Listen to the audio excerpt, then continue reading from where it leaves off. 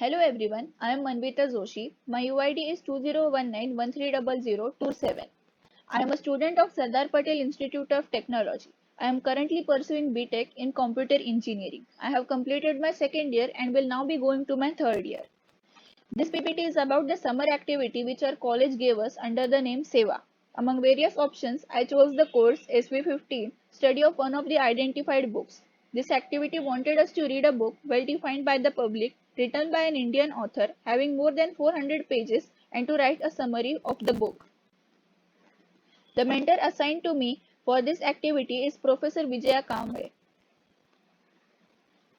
The reason why I chose this specific activity was that all Indians know that India has a very rich cultural heritage. There are a lot of stories dating back to ancient times which display the intellect, smartness, and bravery of our people.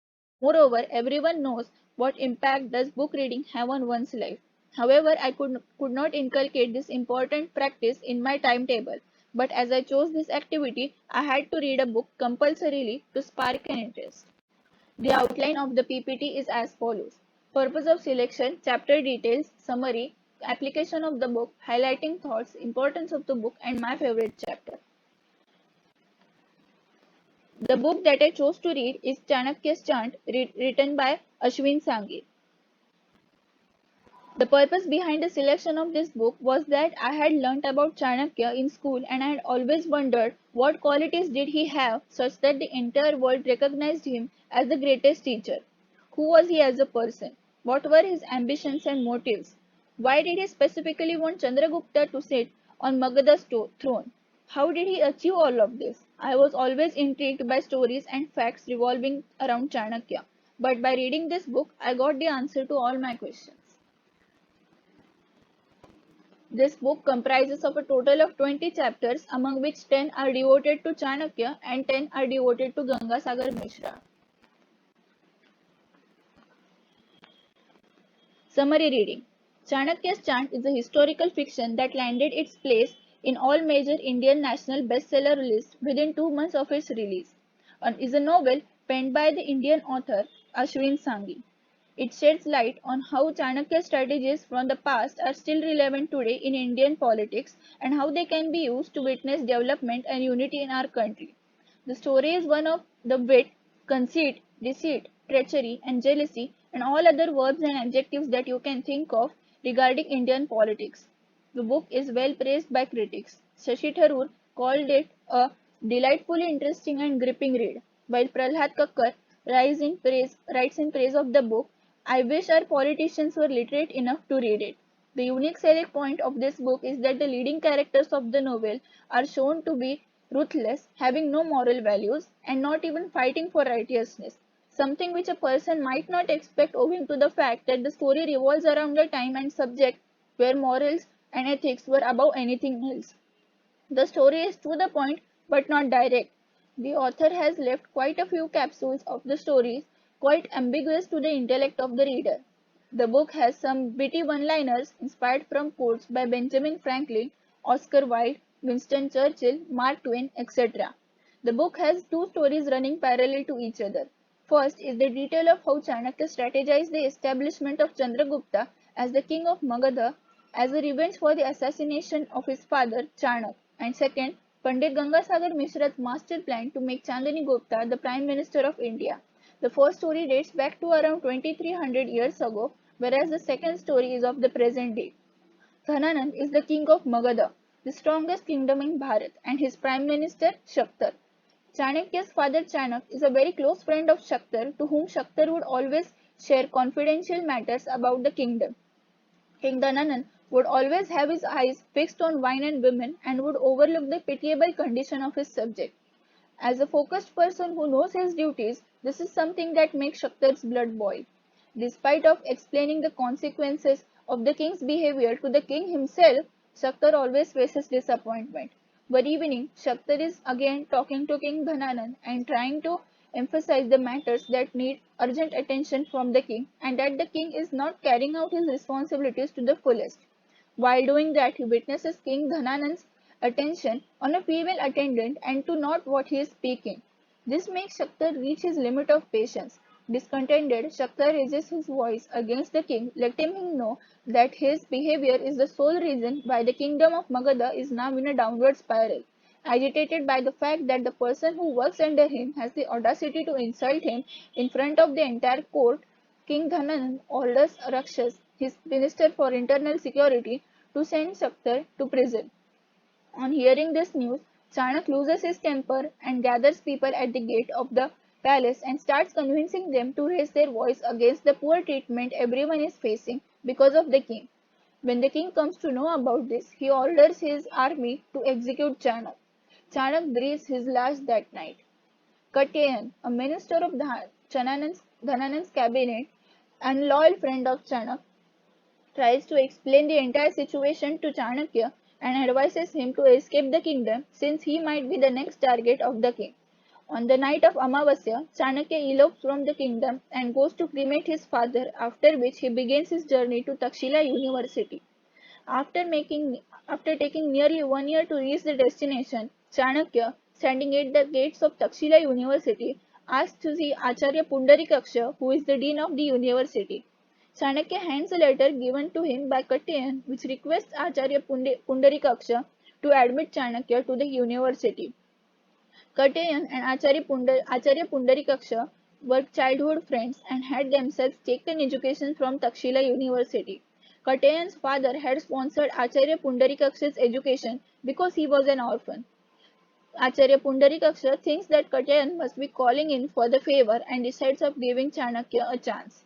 He calls Chanakya for an interview which goes extremely well and makes him a student of the university. 6 years pass by. Chanakya is now a teaching assistant at Takshila University. He maintained his position on the merit list every year and excelled at every subject in the academic curriculum. But in all these years, Chanakya has not forgiven King Dhananand, who killed his father. 4 more years passed by. Acharya Pundarikaksha had passed away the previous year. Chanakya decides to go to his birth city to bring his mother to Takshila. When he reaches Magadha, he just cannot stay oblivious to the plight of the condition of the kingdom and its populace. Moreover, he learns that his mother left the world 6 to 7 years ago. Rakshas, the prime minister of Dhananand, notices Chanakya and brings him to the king's attention. As soon as the king gets to know that Chanakya, the greatest teacher, is no other than the son of Chanak himself, he gets infuriated. He orders the court to arrest Chanakya. After a few moments in jail, some dwarfs come to his rescue. When they escort him out of the jail, Chanakya gets to know that Shaktar, the former prime minister of Dhananand, has also been escorted by the dwarfs a few moments ago. These dwarfs take Chanakya to Senapati Maurya's abode in Piplivan, where on going Chanakya observes a little Chandragupta Maurya, the son of Senapati Maurya, playing a drama of king and his subjects with his friends. He notices a spark in this brilliant boy. On meeting Shaktar after a long time, Chanakya told him that Senapati Maurya that he wishes to train Chandragupta to become the king of Magadha and unite Bharat.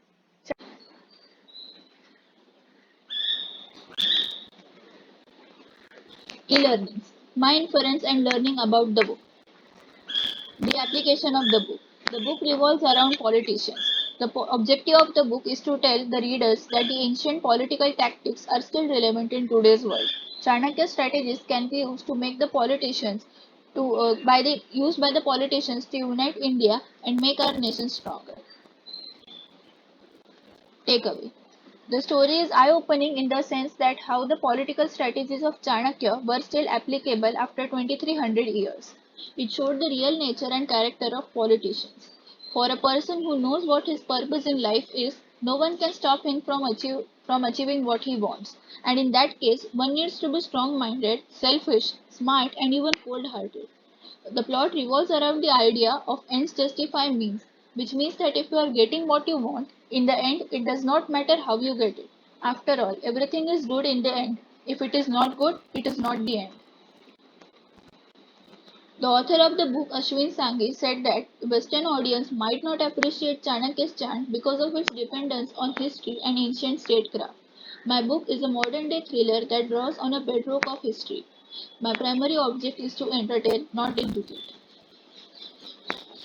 The book was released on 26 January 2011. It won the 2011 Vodafone Crossword Book Award, which is a popular award. It entered all the major national bestseller lists within 2 months of its release.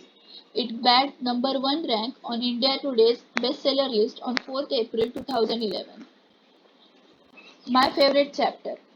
In the book, my favorite chapter is the fifth chapter, where Chanakya gets to know about Chandragupta Maurya and finds a spark in him to be the king of Magadha. Chanakya meets Shaktar after so many years.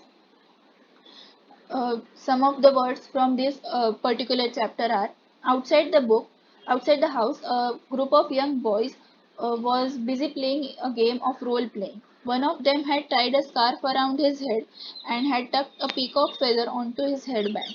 He was the make believe emperor sitting atop a large rock. The other boys standing around him were either the subjects or the court officials. Attention! The court of the wise and benevolent Maharaj Chandragupta, Emperor of the world, is now in session. Come and be heard. Droned a boy playing the role of Prime Minister and standing by the king said, "O great king, I am in trouble. My neighbor sold me his well, but he continues to draw water from it. Please stop him," pleaded a boy acting the part of the aggrieved. "Who is the seller of the well?" asked the miniature king. "I am, my lord, but I sold him the well, not the water inside it." "Please, let your justice prevail," replied the other boy, slightly older. Addressing the senior one, the king grandly pronounced, "You are right. You sold the water. You sold the well, not the water. This would mean that you are wrongly keeping water in someone else's well. Please empty it." Next case. Chanakya chuckled to himself. He saw a spark in this young boy. He went to Shaktar and Senapati Maurya and told that he wishes to take Chandragupta to Takshila University and train him to become the king of Bharat and unite the entire nation. Thank you.